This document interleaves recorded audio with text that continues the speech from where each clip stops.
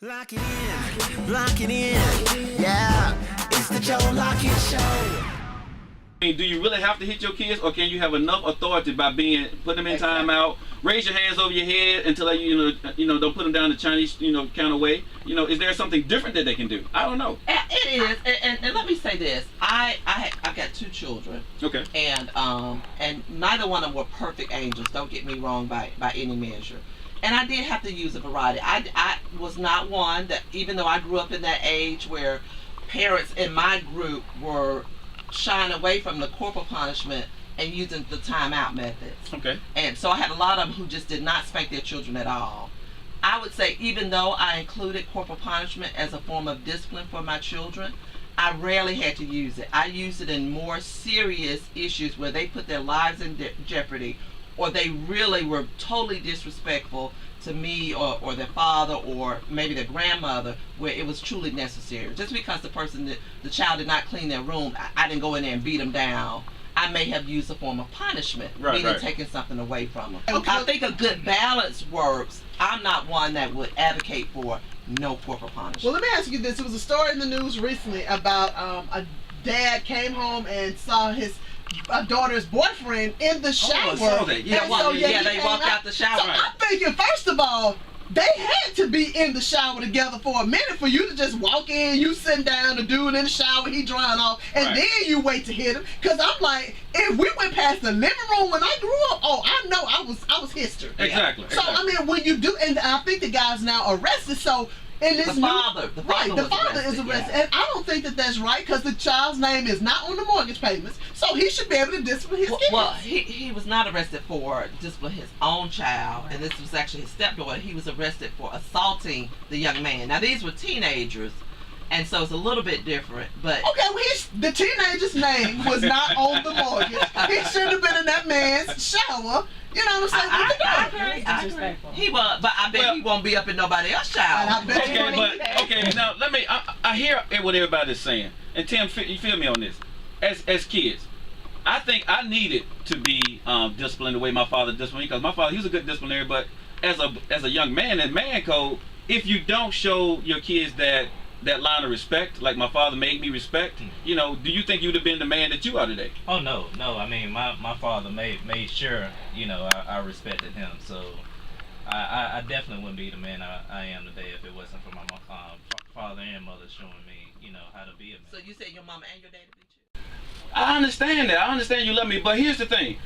I think timeouts are really good. Time out? Yes. Are you crazy? I'm gonna take your race card. Boy, we do not. Hold on now. But I think a timeout, if you tell Timmy to go stand in the corner, it's okay. Timmy at 13 ain't finna stand in no corner. Timmy need his head knocked out. He better be ducking from the frying pan. But hold on. That's not what this is about. Think about it.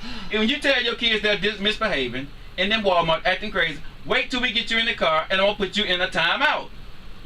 Should be the way it should be. That work when Timmy is 2. When Timmy is 12, no, you better knock 5. Well, here's the issue. Here she comes. The parenting skills that you use for Timmy at 2 should be the same skills you have continued to use when Timmy turns 13. Time out. I said time out. Okay, so if you're dealing with timeout, if timeout is your method, particularly if it's your only method, then you probably got a problem. Now look, there are 4 types of parents, and with the way that they discipline their children. Okay. There's the permissive parent, and they tend to produce children with very low self-esteem and feelings of inferiority, children that are inferior. Okay. And they are the ones who show lots of love but have no boundaries for their children. So these are the children that's run around Walmart all the time. Oh, that's the one on Super Nintendo. Yeah. Then you've got the neglectful parent, and these are the ones who don't express love and can care less about what their children are doing. They are just totally neglectful and probably hanging out the club like Pat Mama doing. That's the parent I want to be. Then there's authoritarian parent, which is probably the parents that we grew up with. Hello.